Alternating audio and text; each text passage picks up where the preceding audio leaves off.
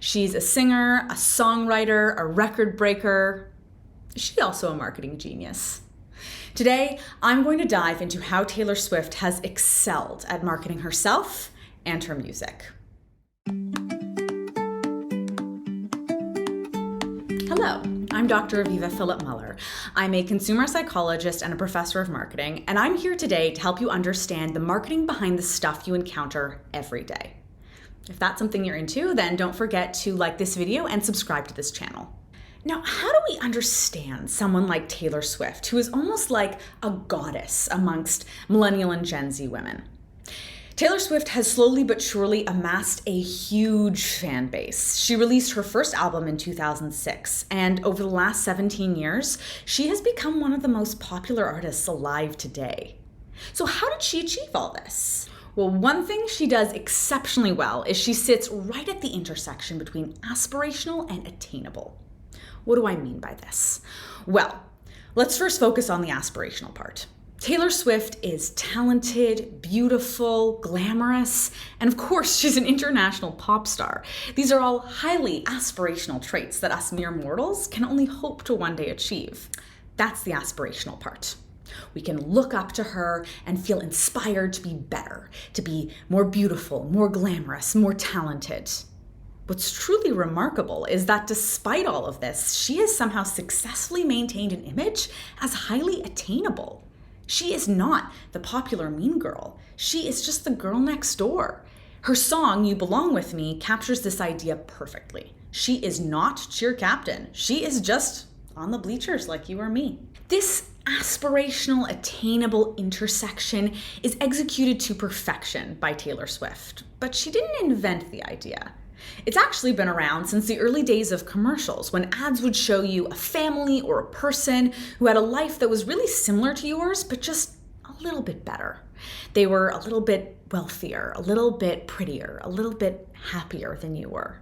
But not by so much that you felt like you should just give up and not even try to achieve what they've achieved. This is a really effective way of selling products because it makes people feel like if I just go out and purchase this car, this blender, this orange juice, then I too can have this elevated version of my life that I crave.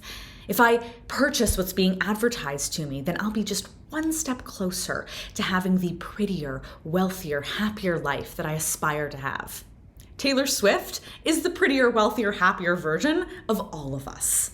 Now, what's especially impressive is that her life is not remotely attainable for most of us. Yet despite this, she still comes off as relatively attainable. This is what contributes to the feeling that many of us have that we're kind of friends with Taylor Swift, or at least we could be if the right meet-cute were arranged.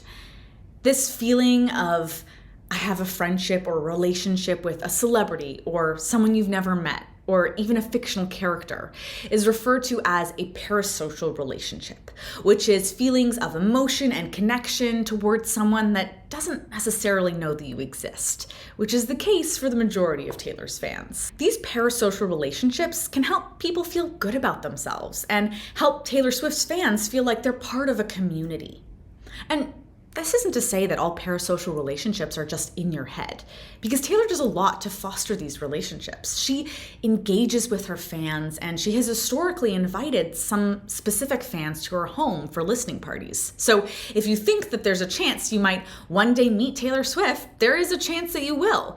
There's at least a better chance than with a fictional character. The final piece of Taylor Swift's marketing genius that I want to highlight is how she hides Easter eggs in her songs, her music videos, and her social media posts.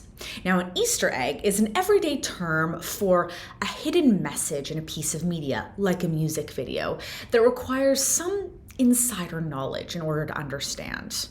For example, right before she released Folklore, Taylor Swift posted a photo on Instagram with the caption, "Not a lot going on at the moment."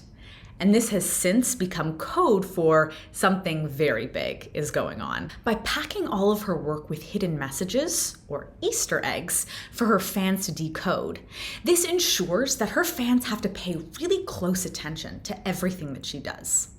The benefit of this is that when people are paying really close attention and have to really think deeply about a message in order to understand it, it's much more likely to stick with them and have long-lasting effects. For Taylor, this means that her music is much more likely to really stick with her fans. These are just some of the clever marketing tactics that have made Taylor Swift so popular and beloved. What do you think? Are there other marketing strategies that you think have worked particularly well for Taylor Swift? Let me know in the comments below. Also, if there are other topics that you want me to discuss on this channel, definitely let me know in the comments. Thank you so much for watching. Don't forget to like this video and subscribe to this channel. See you in the next video.